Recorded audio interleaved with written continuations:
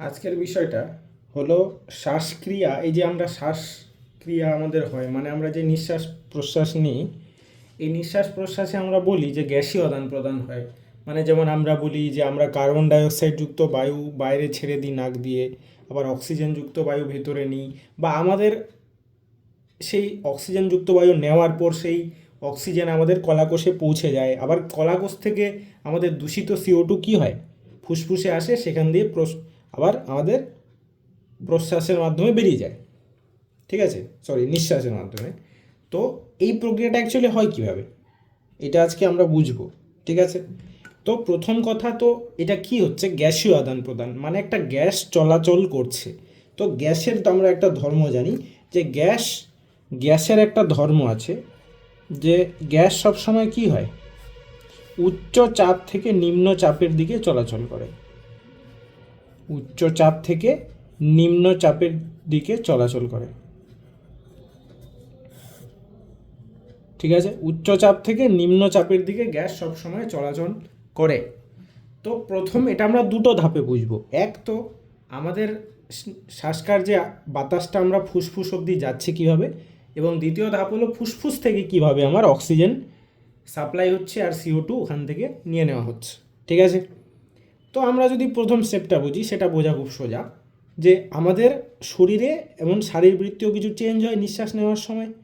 যেমন কি হয়, আমাদের মধ্যচ্ছদা নিচে চলে যায়, মানে আমাদের বক্ষগহ্বরের আয়তনটা বেশি বেড়ে যায়, যাতে কি হয়, আমার বায়ুর চাপটা আমার বক্ষগহ্বরে কমে যায়। ঠিক, যার ফলে বাইরের আমার অ্যাটমসফিয়ারের কি থাকে, বায়ুচাপ তুলনামূলক বেশি হয়, এবং সে বায়ুটা আমার নাসারন্ধ্রের মধ্য দিয়ে আমার ফুসফুসে প্রবেশ করে। কারণ আমরা জানি উচ্চচাপ থেকে নিম্নচাপে বাতাস প্রবাহিত হয়, তাহলে আমার বক্ষগহ্বরে নিম্নচাপের সৃষ্টি হয়, যার জন্য তুলনামূলক উচ্চচাপ যেটা আমার বাইরের পরিবেশে আছে, সেখানকার বায়ুটা আমার নিম্নচাপযুক্ত অঞ্চল, মানে আমার বক্ষগহ্বরে আমার নাসারন্ধ্র গলা হয়ে গলবিলের মাধ্যমে আমার ফুসফুসে এসে পৌঁছায়। এটা তো বোঝানো সোজা।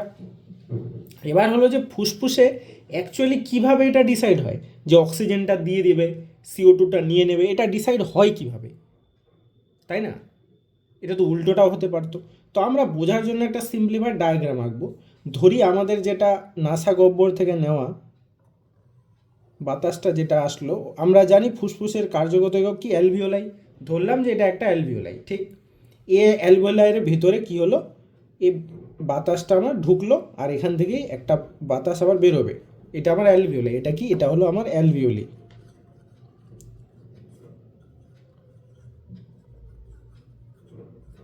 সেই আমার ফুসফুসের বায়ুপূর্ণ গহ্বরগুলো ছোট ছোট। ঠিক আছে, তো এখানে যে বাতাসটা আমি নিয়ে আসলাম, বাইরে থেকে যে বাতাসটা আসলো, ঠিক আছে, সেখানে আমার একটা গ্যাসের চাপ থাকে। এবার একটা গ্যাস যখন মিশ্র হয়, যেমন বায়ুতে আমার অনেকগুলো গ্যাস থাকে, ঠিক, তখন একটা গ্যাসের মধ্যে যদি প্রত্যেকটা গ্যাসের আমি চাপ বের করি, তখন তাকে বলা হয় গ্যাসটার আংশিক চাপ। বোঝা গেল?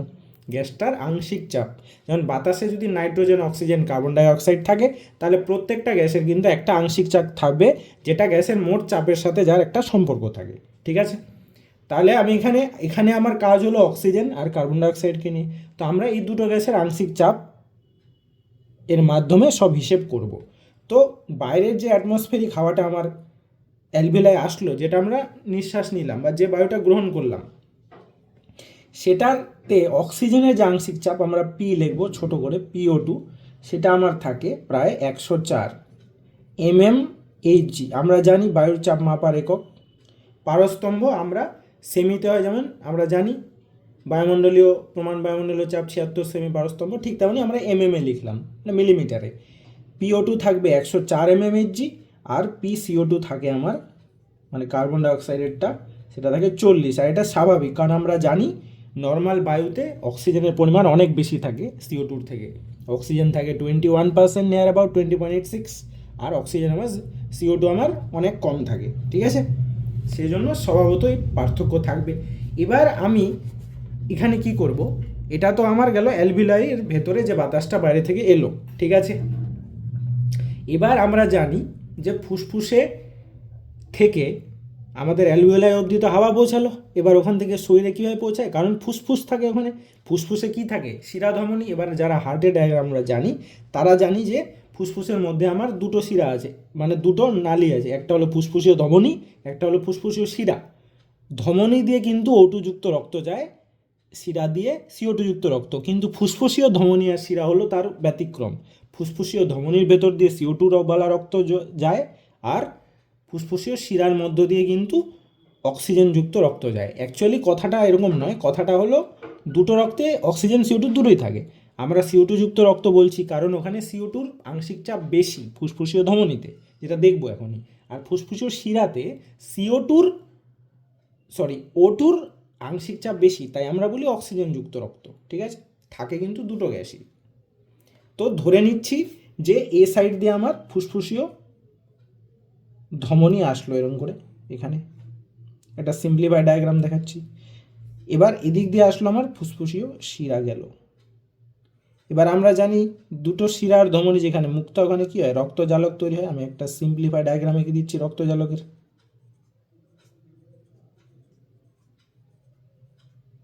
বোঝা গেল? তাহলে এটা হলো আমার ফুসফুসীয় ধমনী, ফুসফুসীয় ধমনী, আর এটা হলো ফুসফুসীয় শিরা।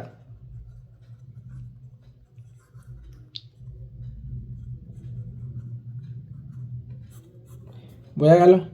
এবার এখানেও আমাদের কিছু আংশিক চাপের হিসেব আছে। ফুসফুসীয় ধমনীর আমি যদি আংশিক চাপের হিসেব বলি O2 CO2-র, তাহলে কার্বন ডাইঅক্সাইড কি বললাম, এটা আমরা বলি CO2 যুক্ত রক্ত, মানে কি আংশিক চাপ কার্বন ডাইঅক্সাইডে বেশি থাকে 45 mm, এর জিটা আমি লিখছি না আর বারবার। আর অক্সিজেনেরটা থাকে আমার 40। দেখতেই পাচ্ছি যেহেতু CO2-টা বেশি তাই আমরা বলি CO2 যুক্ত রক্ত, থাকে কিন্তু দুটোই। এবার এখানে আমরা জানি O2 যুক্ত রক্ত বলি ফুসফুসীয় শিরা, মানে অক্সিজেনটা বেশি, এখানে যেটা অক্সিজেনের আংশিক চাপ থাকে ওটা অনেক বেশি থাকে, এটাকে 95 mm, 80 মতো।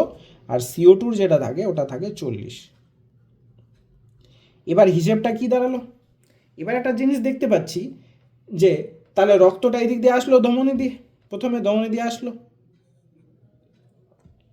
এবার কি হচ্ছে, এবার এখানে একটা O2 CO2-র আলাদা চাপ আছে, যেটা বায়ুটা বাইরে থেকে এসছে, আর এখানেও আলাদা চাপ আছে। এবার আমরা একটা জিনিস দেখব কি হবে এখানে, যে এই জায়গায় CO2-র চাপ কত, আংশিক চাপ 45 mm, আবার এই জায়গায় অ্যালভিওলাইয়ের মধ্যে CO2-র চাপ কত, 40 mm। তাহলে কম কোনটা, এটা। এবার আমরা জানি গ্যাস কি হয়, ঊর্ধ্বচাপ থেকে নিম্ন চাপে যায়। তাহলে এই ধমনীর মধ্যে 45 ছিল, এখানে 40 আছে, তাহলে কি হবে, ধমনী থেকে আমার অ্যালভিওলায় কি হবে, CO2 চলে যাবে। কারণ আমরা জানি উচ্চ চাপ থেকে নিম্ন চাপে CO2 যায়, তাহলে এই ধমনী থেকে CO2গুলো কি করবে, অ্যালভিওলাইয়ে চলে যাবে। এবার যদি অক্সিজেনের হিসাব দেখি, তাহলে অক্সিজেন কত ছিল, 40, আর অক্সিজেন এখানে কত আছে, 104। সেই জন্য কি হবে, উচ্চ চাপ থেকে নিম্ন চাপ, তাই কি হবে, অ্যালভিওলাই থেকে O2টা, অক্সিজেনটা আমার কি হবে, অ্যালভিওলাই থেকে O2টা আমার কি হবে, আমার ফুসফুসীয় শিরার মধ্যে চলে আসবে। এই জন্যই CO2টা কত ছিল, 45, কিন্তু কিছু CO2 আমার কি হলো, এখানে চলে গেল, যার জন্য পরে কমে গিয়ে CO2টা 40 হয়ে গেল। আর O2টা আমার 40 ছিল, কিন্তু এখান থেকে আমার O2 এসে মিশলো, বোঝা গেল, যার জন্য 40টা বেড়ে গিয়ে আমার 95 হয়ে গেল। বোঝা গেল? এইভাবেই অ্যাকচুয়ালি এই বায়ুর চাপের, আংশিক চাপের পার্থক্যের জন্যই কিন্তু আমরা দেখতে পাচ্ছি এখানে CO2-র চাপ বেশি, এখানে কম, তাই বেশি থেকে কমে চলে গেল। আর O2-র চাপ কম এই অ্যালভিওলাইতে বেশি, তাই অ্যালভিওলাই থেকে O2 ঢুকে গেল। বোঝা গেল এরকম করে? এবার যদি আমি এটা তো বুঝলাম যে ফুসফুসীয় ধমনী শিরা কীভাবে হলো, ধমনী থেকে রক্তগুলো CO2 চলে গেল, তাই CO2টা 45 থেকে কমে 40 হলো। তাহলে রক্তটা কিন্তু এই দিক দিয়ে আসে, ঠিক আছে, ধমনী দিয়ে এসে শিরা হয়ে এইভাবে চলে যায়, ঠিক আছে। তাহলে আর শিরায় গিয়ে কি হয়ে গেল, O2টা আমার বেশি হয়ে গেল। এবার যদি আমি বলি কলাকোষে কি হয়, তাহলে সিম্পল কলাকোষও, যে জায়গায় কলাকোষগুলোতে আমার অক্সিজেন, কলাকোষে কি হবে, যে PO2টা থাকবে, সাপোজ এখানে একটা ধমনী গেল, তাহলে PO2 কি হবে, PO2 যেখানে, এখানে যেটা PO2 থাকবে ধমনীর মধ্যে, অফকোর্স এটা বেশি থাকবে, এটা কম থাকবে, তাহলে কি হবে, ধমনী থেকে কলাকোষের মধ্যে আমার O2 চলে যাবে। আর ধমনীর মধ্যে PCO2টা কি থাকবে, এই কলার ভেতরে PCO2 থেকে কম থাকবে, এটা বেশি থাকবে, তাই বেশি থেকে কমে কি হবে, CO2টা চলে যাবে।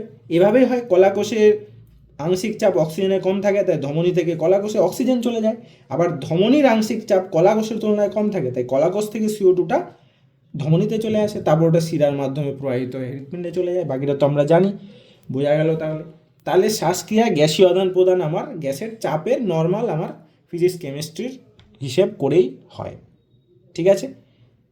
গ্যাস সবসময় উচ্চ চাপ থেকে নিম্ন চাপে চলে, এর কোনো ব্যতিক্রম এখানে কিন্তু হয় না, এভাবেই হয়, যেটা আমরা আংশিক চাপের মাধ্যমে গ্যাসগুলোর আমরা দেখতে পেলাম যে আংশিক চাপের পার্থক্য হয় বলেই কিন্তু ডিসাইড হচ্ছে, ওইভাবেই নির্ধারিত হচ্ছে যে কোথায় CO2 ঢুকবে, কোথায় CO2 বেরিয়ে যাবে। বোঝা গেল? তাহলে এইভাবেই আমাদের দেহে অক্সিজেন আর CO2 এর ব্যালেন্স একটা বজায় থাকে।